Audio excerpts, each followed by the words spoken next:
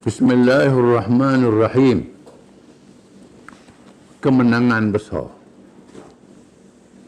Fathu Makkah, pembukaan Makkah, merupakan perjuangan penentu yang memenangkan agama Allah mengatasi kekufuran paling besar, iaitu syirik yang bertapak di tanah suci Makkah yang bergelar Ummul Qura, ibu bagi segala negeri di atas muka bumi Allah ini. Seluruh berhala besar yang menjadi simbol syirik dimusnahkan sehingga pengikutnya memilih sama ada menganut Islam atau lari bertempiaran bersama kedegilan tetapi tidak mampu melawan lagi. Lepas kejatuhan Mekah, dia ambil tindakan yang keras terhadap orang-orang Arab, musyrikin Arab. Dan sebab itu, para ulama menyatakan musyrikin Arab ni tak ada pilihan, mereka masuk Islam ataupun dibunuh. Mereka tak macam orang bukan Arab, orang lain. Kenapa? Kerana Quran diturunkan dengan bahasa mereka. Nabi Muhammad daripada bangsa mereka. Maka tak ada pilihan bagi mereka. Kaum lain tak dipaksa. Tapi musyrikin Arab ni dipaksa begitu. Kerana mereka ni sangat keras, sangat kejam, bunuh anak perempuan hidup-hidup. Bukan saja syirik yang sangat melampau. Bunuh anak perempuan, berperang dengan anak beranak, bunuh sama sendiri. Maka hukum terhadap mereka sangat keras, padan dengan keras. Kita tengok hari ni puak-puak pelapor Arab ni, hak Islam tu bukan hak Islam ni, dia bunuh orang, mula-mula ada takbir pula bunuh orang. Kesalahan ikut hukum akal dia, bukan ikut pandangan hukum syarak yang betul. Tanpa kepahaman, menggunakan syarak, bunuh orang mudah-mudah, tak ikut peraturan langsung. Jadi ini keras puak ini. Dengan sebab itu hukum yang keras dia kenakan pada mereka, khususnya pada penduduk Mekah. Ummul Qura, ibu segala negeri dan kampung dalam dunia, ibu muka bumi, bumi yang pertama dijadikan oleh Allah. Jadi kemenangan Makkah menjadi simbol yang besar kepada kemenangan Islam seluruhnya. Sepatutnya peristiwa kemusnahan Ashabul Fil, tentera bergajah, yang dipimpin oleh Al-Barahah, datang dengan tujuan memusnahkan Kaabah, menyedarkan mereka bahawa pemimpin-pemimpin Mekah yang menyembah berhala itu tidak layak memerintah Mekah, tempat Kaabah yang mereka kunjungi. Mereka sewajarnya mengetahui kemuliaan dan hakikat kemuliaan tanah suci Makkah dan Kaabahnya dicemari oleh syirik. Golongan yang bersekongkol menganut dan mempertahankan syirik itulah yang bertugas di Mekah dan menghalang Rasulullah SAW, yang mereka kenal dan tahu kemuliaan akhlak dan budi pekertinya sejak zaman jahiliah lagi. Kabilah Arab di siri Mekah seperti menunggu keputusan siapa yang berhak menguasai Mekah dalam pertarungan sengit di antara Islam yang dipimpin oleh Rasulullah SAW dan musyrikin Quraisy yang mengawal Mekah selama ini. Mekah, bumi yang diresmikan oleh Nabi Ibrahim AS, yang dimuliakan oleh penganut semua agama. Orang Yahudi, orang Kristian, orang Timur, orang Barat, termasuk orang musyrikin, memuliakan Ibrahim AS. Kita nak panggil Ibrahim AS. Orang Eropah panggil Abraham. Itulah Ibrahim. Abraham Lincoln, nama Ibrahim lah tu. Bukan dalam ilmu qiraat Asyamiyah, boleh baca dengan Abraham, ya Abraham. Ada bacaan dalam ilmu qiraat, boleh baca, menunjukkan nama Ibrahim itu nama yang tersuhur, yang masyhur. Dalam qiraat diizinkan. Ada qari yang baca Abraham, tak baca dengan Ibrahim. Orang Hindu sebut Brahma. Brahma dalam perkataan Hindu dianggap sebagai Tuhan. Orang Hindu menganggap Brahma di Tuhan. Brahma itu Ibrahim lah. Orang Hindu telah syirik. Dalam agama Hindu dia ada berhala Brahma. Cuma berhala Brahma ni dia tak letak di luar kerana mengikut percayaan dia. Brahma ni balah dengan Shiva. Shiva Tuhan juga, Tuhan jaga perang. Dia balah macam mana Shiva tanpa muka Brahma, bekok muka Brahma. Jadi ada ketan pada pipi Brahma. Maka patung Brahma letak dalam, tak letak luar. Itu kepercayaan dia. Kepercayaan tu tak betul. Apa yang betul ialah Ibrahim disanjung oleh semua agama. Kaabah yang dibina oleh Ibrahim alaihissalam dipuji oleh penduduk semenanjung Arab, termasuk mereka yang menyembah berhala. Mereka datang ke Mekah beramai-ramai berkumpul, menunaikan haji, bertawaf di Kaabah, tetapi menyembah berhala, menyembelih binatang, lomah darah pada Kaabah. Bertawaf dalam keadaan telanjang masa haji. Orang pakai ihram ni telanjang terus. Laki puang. Tapi tak boleh kosek, tak boleh usik. Salah. Memuji Allah, memuji patung dan berhala. Bila Allah Ta'ala lakukan satu ujian, iaitu Abrahah, pengelima Habasyah yang menguasai Yaman, ingin merobohkan Kaabah. Kerana marah, bila dia mendirikan Qulais ialah dia buat satu bangunan kuil supaya orang pergi ke Yaman, tak pergi ke Kaabah. Tiba-tiba orang Arab yang memuja Kaabah ni pergi berok dekat Qulais yang dia dirikan itu. Menyebabkan Abrahah marah, murka, menyiapkan bala tentera bergajah serang Kaabah. Tuhan turunkan suratul Fil, surah Al-Fil, surah gajah, tentera bergajah untuk menyerang Kaabah.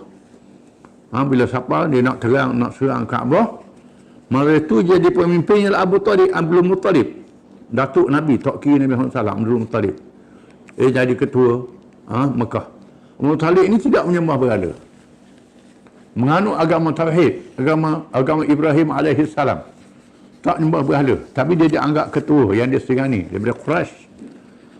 Kemudian Abrahah dengan bala tenteranya telah merampah beberapa ratus ekor unta, ditangkap, disembelih dengan unta-unta Abdul Muttalib.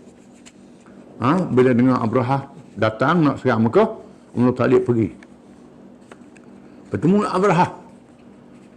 Abrahah kata, apa tuntutanmu hari ni? Abdul Muttalib kata, aku nak minta ganti unta aku. Nak minta ganti unta? Unta jadi apa, murah je. Aku boleh cari ibu-ibu aku unta. Aku nak roboh Kaabah, nak roboh rumah ibadat yang kamu puja. Aku heran boleh sayang ke unta pada rumah ibadat. Muttalib kata, inna lil baiti rabban yahmih.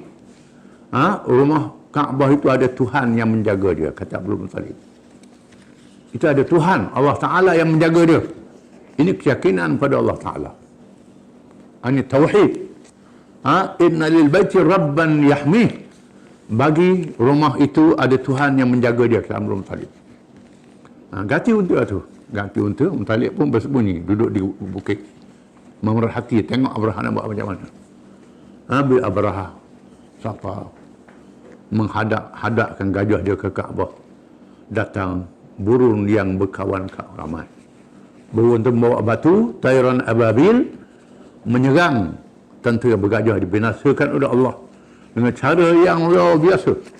Burung yang datang, tayran ababil, tak tahu dari mana penjuru datang, burung membawa batu-batu yang kecil. Gajah mati kena. Jenis batu apa? Dan ilmu Allah Ta'ala. Itu bala tentera Allah. Allah Ta'ala ada bala tentera. Dia boleh hantar bila-bila masa saja. Walaupun kuasa besar dunia tak boleh lawan Allah Ta'ala. Peristiwa ini disaksikan oleh penduduk Mekah.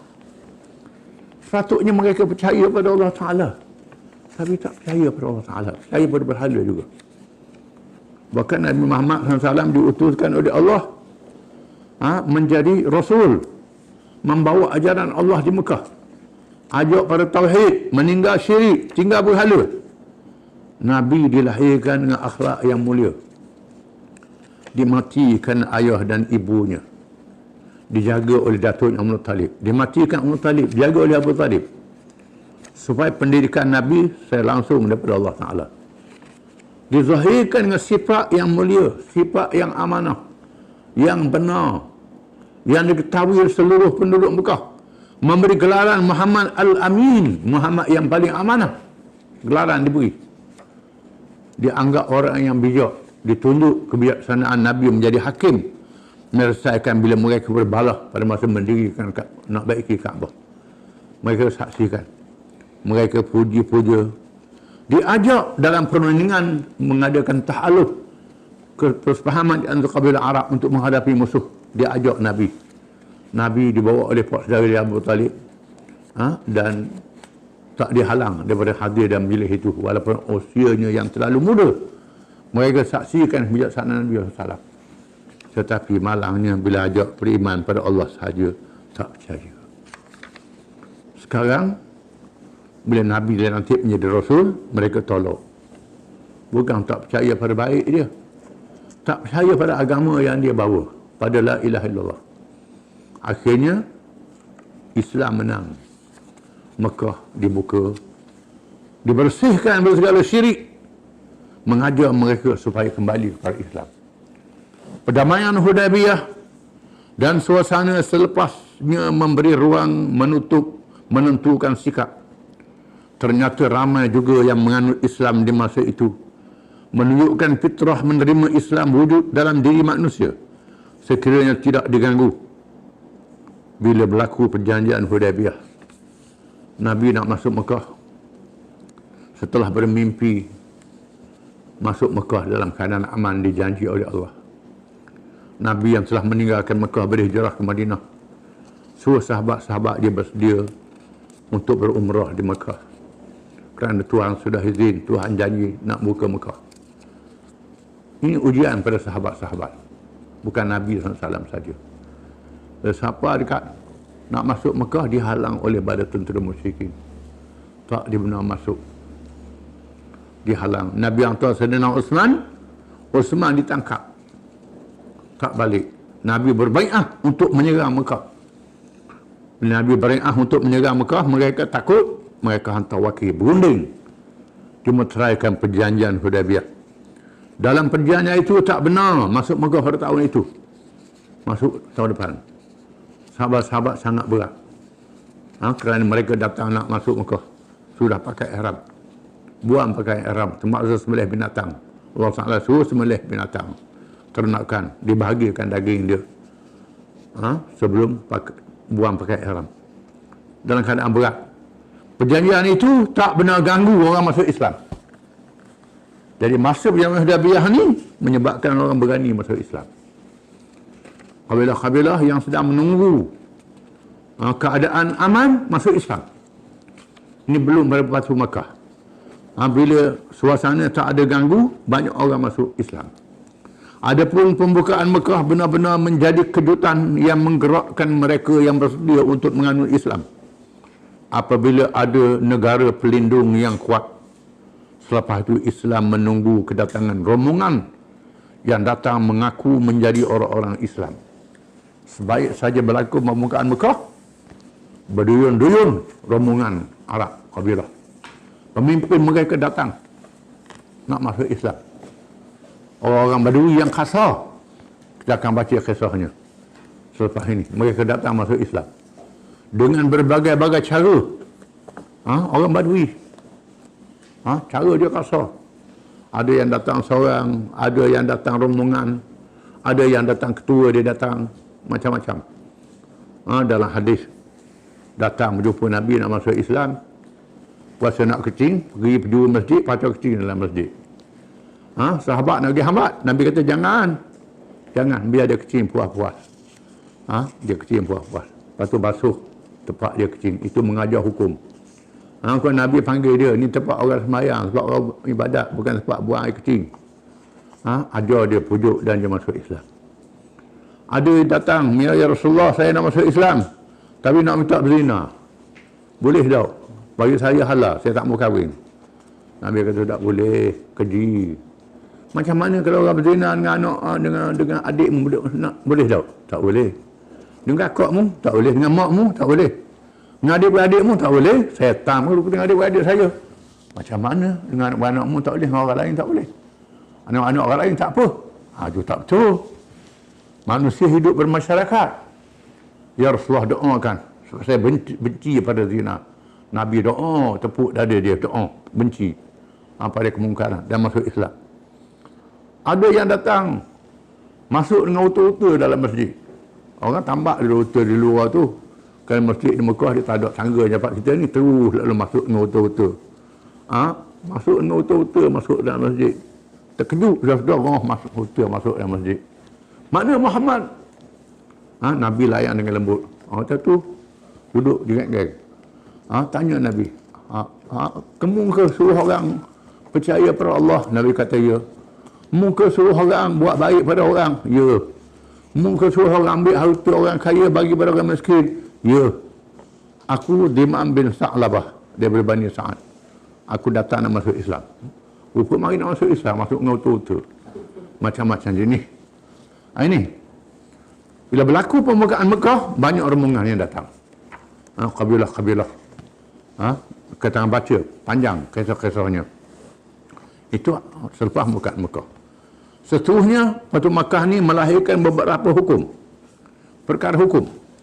Mengikut riwayat Ibnu Abbas radhiyallahu anhuma, Rasulullah SAW berada di Mekah selama 19 hari. Dalam keadaan berbuka di bulan Ramadan. Bulan Ramadan Nabi tak puasa. 19 hari tak puasa. Ini masa perang. Tak boleh dakwah dalam masa perang. Suasana baru tawang Mekah ni. 19 hari Nabi tak puasa. Qadha lah. Sampai 19 hari benar tak puasa. Dan menunaikan solat secara jamak dan qasar. 19 hari jamak qasar semayang. 19 hari jamak qasar semayang. Riwayat ini menjadi dalil kepada para ulama yang menyatakan bahawa orang musafir yang berhenti boleh berjamak dan qasar solatnya selama hari itu. Mazhab Syafi'i kata 3 hari. Termasuk hari mari dan hari balik. Dia pakai hadis riwayat Abu Daud. Imam Syafi'i. Hadis mengatakan 19 hari ini hadis riwayat Bukhari dan Muslim. Hadis sahih. Ini hadis lebih kuat. Imam Syafi'i ini dia suka ambil basi. Dia suka ambil basi ihtiyat. Ambil basi, ambil hak pendek sekali. Sedangkan hak hadis pendek sekali hadis dhaif. Hadisnya dhaif. Jadi hadis yang kuatnya 19 hari. Bukan ada ulama mengatakan 19 hari ini kebetulan. Kerana masa di Tabuk Nabi jamak qasar. Beberapa hari pula, banyak hari. Jadi menunjukkan bahawa mengikut adabnya nak selesaikan urusan, boleh jamak qasar. Hari-hari ini mengikut perluan seseorang itu ketika berada di tempat dia, dia musafir. Kecuali dia niat nak bermukim. Umpamanya pergi ke laut di Mersing, duduk berbulan-bulan macam mungkin tak boleh jamak qasar lah. Kalau begitu, orang pergi belajar di luar negara nak berbulan-bulan, tu tak boleh jamak qasar lah, nama sangat. Jadi mengikut munasabah. Orang berniaga umpamanya, urusan-urusan perniagaan. Orang yang mentarbih urusan pejabat, dia pergi Kuala Lumpur, beberapa hari. Jadi kaedah 4 harinya, 3 hari bersafar tu, hadis yang dhaif. Hadis yang dhaif. Hadis yang sahihnya, ini Nabi dalam Fathu Makkah sampai 19 hari. Nabi jamak dan qasar. Ada riwayat yang mengatakan 18 hari, 15 hari dan 10 hari. Dan Rasulullah SAW bersabda kepada penduduk tempat, Ya ahlal balad sallu arba'an fa inna qaumun safrun wa hakadha rawahu Tirmidzi. Nabi kata, wahai penduduk negeri yang bermukim, bersalatlah kamu 4 rakaat kerana kami adalah orang-orang musafir. Menunjukkan bahawa orang yang mukim boleh ikut orang musafir. Nabi ikut, suruh orang Mekah semayang ikut dia. Tapi bila Nabi beri salam 2 rakaat, bangunlah tambah 2 rakaat lagi. Itu makna. Ini ada hukum Fathu Makkah. Maknanya orang mukim boleh ikut orang musafir. Tapi kalau orang musafir, orang mukim, kena sempurna semayang. Kita daripada jauh umpamanya, singgah di masjid, pada orang mukim, ikut orang mukim semayang zuhur. Nak berhenti tengah tu tak boleh. Tak elok. Ikut semayang terus 4 rakaat. Jangan kerak-kerak tengah jalan begitu. Tak elok. Itu pendapat tu lebih wajar. Lebih kita kena pakai. Tapi orang musafir jadi imam, dia boleh qasar dan orang mukim boleh ikut. Dan tambah lagi. Ulama mengatakan bahawa Orang semayang fardu boleh ikut orang semayang sunat. Asal semayang tu sama saja. Yang tak boleh ikutnya semua orang semayang-mayang. Kita semayang tu ikut orang semayang. Pakat tak ada rokok sujud lah. Pada bersalah lalu, tu tak boleh. Tak aci tu. Semayang-mayang tak boleh ikut. Termasuk semayang gerhana matahari dan bulan. Yang satu rakaat, 2 rokok, 2 sujud. 2 kali rokok. Ada kapiak di tu. Kapiaknya tak sama. Itu tak boleh. Jadi sembahyang yang kepiaknya sama boleh kita ikut, termasuk sembahyang sunat. Kita siapa-siapa ingat kau orang sembahyang fardu, orang sembahyang ke supaya sembahyang sunat, orang sembahyang dah. Kita duduk belakang dia, boleh pahala jemaah. Pahala jemaah dapat ke salah. Walaupun ada dua ulama yang berpendapat hanya beberapa hari sahaja, 4 hari, 3 hari. Perbincangan ini berlaku dalam kitab-kitab fiqh. Kitab fiqh lah bahas ni. Marhalah pun bahas juga. 2 marhalah, 4 marhalah, 1 marhalah. Berapa kilometer. Jarak-jarak ini pendapat khilaf di kalangan ulama. Yang terpentingnya ialah bila musafir itu ada masyaqqah. Ada musafir, ada masyaqqah. Boleh jamak, boleh qasar. Musafir membolehkan qasar semayang. Masyaqqah membolehkan jamak semayang. Masyaqqah boleh jamak semayang. Rasulullah SAW mengisytiharkan hukum diat ke atas kesalahan membunuh dengan sengaja dalam hukum jenayah sebanyak 100 ekor unta, 40 daripadanya unta betina yang bunting. Perkara ini tidak disebut di dalam ayat-ayat hukum qisas yang dinaskan di dalam Al-Quran. Di sini hukum bunuh, jenayah membunuh dengan sengaja dengan alat yang tidak membunuh. Bukan dengan alat yang membunuh. Kalau bunuh dengan alat yang membunuh, al-qatlul aman, hukum mati, dihukum mati juga. Kena hukum bunuh juga. Cumanya ada pengampunan. Keluarga dia, wali dia boleh ampun. Dalam Islam hukum hudud ni ada hukum jenayah, kecederaan ada 2 jenis. Yang pertama hukum qisas, yang kedua hukum hudud. Hukum qisas ialah hukum yang diberi hak mengampun kepada tu ampunnya. Ialah hukum mencederakan, membunuh, mencederakan. Dengan sebab bunuh ataupun cedera, kena hukum balas. Ataupun keluarga diampun, bayar diat. Maka diat dibayar dengan diat mughallazah. Diat mughallazah ni ialah 100 ekor unta. Ada ulama kata 40 tu kena unta yang betina, yang buting. Ada ulama kata begitu. Ini pun khilaf. Macam sama sekarang awak macam mana? Nilailah harga unta. Seekor unta berapa? Kalau seekor unta harga 4,000, 100 ekor 400,000. 400,000. Tambah lagi 40 pula. Kira berapa ratus ribu, tak setengah juta. Ini bayaran dia kes membunuh. Membunuh dengan sengaja, membunuh dengan tak sengaja. Ada hukum dia. Dalam Islam ada hukum dia. Dengan sebab itu kemalangan jalan raya. Ada hukum dalam Islam. Hukuman diat. Hukum dalam Islam. Sepatutnya balik pada hukum Islam lah. Bayar ganti rugi kepada orang yang mati atau orang yang cedera. Kena bayar ganti rugi. Sama ada sengaja atau tak sengaja, ada hukum dia. Ganti ruginya ikut nilai. Kalau zaman dulu pakai unta, 100 ekor unta. Berapa nilai dia? Kena bayar. Ini kita tak pakai hukum Islam. Tak ada berkat lah. Kalau pakai hukum Islam, akan ada keberkatannya. Jadi berlaku qisas. Bunuh dengan sengaja yang menyerupai, yang kena buat catatan sikit. Sengaja yang menggunakan alat yang tidak membunuh. Patutnya pakai katuk nak tukar, tiba-tiba mati. Dia gocoh, tiba-tiba mati, bukan tikam. Kalau tembok dengan senjata mematikan, itu kena hukum bunuh lah. Ini dengan makna dengan tidak menggunakan perkara yang patutnya membunuh, dia mati. Itu. Ataupun dia bunuh, kemudian dia ampun oleh keluarga dia. Zaman sekarang lembaga pengampun. Pengurusi dia raja, penasihat undang-undang, lepas tu ada beberapa anggota lagi yang dilantik. Boleh mengampunkan orang. Salah tu ikut hukum Islam. Ikut hukum Islam mestilah wali dia. Wali mangsa itu kalau kematian. Kalau orang tu masih hidup, orang tu dia nak ampun, ampunlah. Dia nak ampun, ampun. Kalau tak ampun, kalau dia tak ampun, kena bayar. Kena itu ikutlah.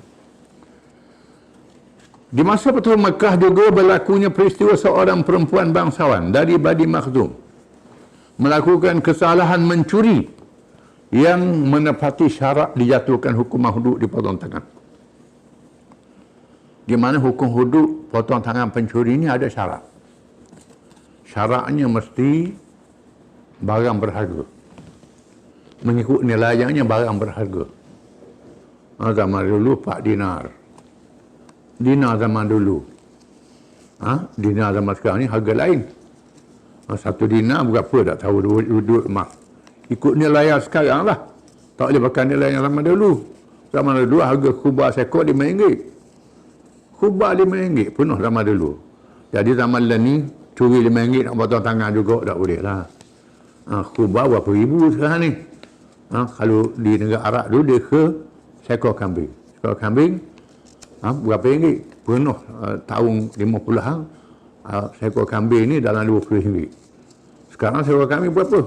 400. 1,000 pun ada. Jadi kita kena ikut nilai harga. Harga yang semasa. Ni kena cari orang ekonomi. Orang yang faham. Ni peranan ahli ekonomi. Berapa nilaian yang sepatutnya mengikut nisab dan di mana barang tu disimpan. Mesti disimpan di tempat yang disimpan barang tu betul. Kalau kereta dalam garaj dia, kalau awak letak kereta nak padang orang curi, walaupun mahal, nak padang, dok kunci pula, tak boleh potong tangan. Mesti barang milik khusus, bukan barang milik umum. Kalau barang milik umum, milik umum, barang negara, barang kerajaan, kalau curi tak potong tangan, kena hukum ta'zir. Ta'zir mengikut budi bicara kerajaan. Potong tangan ni milik seorang, milik khas. Dan mesti dilihat hubungan antara pencuri dan mangsa pencuri. Kalau ada hubungan keluarga, dia curi sama keluarga dia, yang dekat, sabit kesalahan, boleh putus silaturahim. Jaga silaturahim dulu. Jangan hukum hudud, tak boleh. Jaga silaturahim, hukum denda saja. Hukum yang menasabah. Hukum denda, jangan hukum tak boleh. Ini syarat-syarat hukum hudud. Yang berlaku ni ikut syarat. Seorang perempuan bangsawan daripada Bani Makhzum mencuri, cukup syarat dia, dipotong tangan. Tiba-tiba kaum bangsawan Mekah berbincang untuk membebaskannya. Orang bangsawan Mekah, orang kenamaan di Mekah kata, tak kenalah tu. Dia ni orang kenamaan, orang VIP. Orang VIP curi tak apa dah. Ni semua tu. Orang pakak besar. Lalu dan menugaskan Usamah bin Zaid radhiyallahu anhu, cucu angkat kesayangan Rasulullah SAW, menyampaikan rajuan. Suruh royak ke Usamah. Nak royak sendiri tak berani. Nak beritahu tak berani. Takut Nabi murka. Takut Nabi marah. Suruh Usamah. Usamah ni anak Zaid bin Harithah radhiyallahu an, iaitu anak angkat Nabi yang mati dalam perang Mu'tah. Anak yatim. Nabi jaga, Nabi sayang, gendong, datang. Keldai dia naik, sayangnya Nabi pada Usamah ni. Cucu angkat dia, Usamah ni. Jadi kita tugaskan Usamah. Usamah ni dah besar lah. Masa Fathu Makkah tu dah besar dah. Dah jadi orang muda. Tugas Usamah beritahu Nabi SAW, menyampaikan rayuan dengan murka sampai bersabda, atukallimuni fi haddin min hududillah, atukallimuni fi haddin, haddin tu min hududillah, adakah engkau bercakap padaku dalam perkara hukum hudud yang telah ditetapkan oleh Allah? Nabi marah ke Usamah. Hukum hudud ni hukum yang telah ditetapkan oleh Allah dengan nasnya. Ini hukum hudud, iaitu hak Allah Ta'ala, hak umum, hartanya hak umum.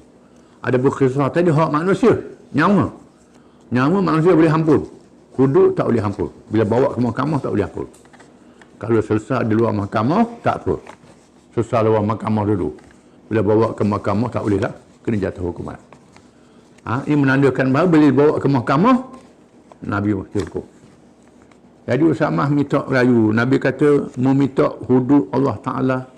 Hudud ni sempadan Allah. Nak minta aku batalkan sempadan Allah. Usamah menjawab, istaghfirli ya Rasulullah. Istighfarkan untuk saya Rasulullah. Saya salah. Maafkan saya Rasulullah. Istighfar minta Allah Ta'ala ampun.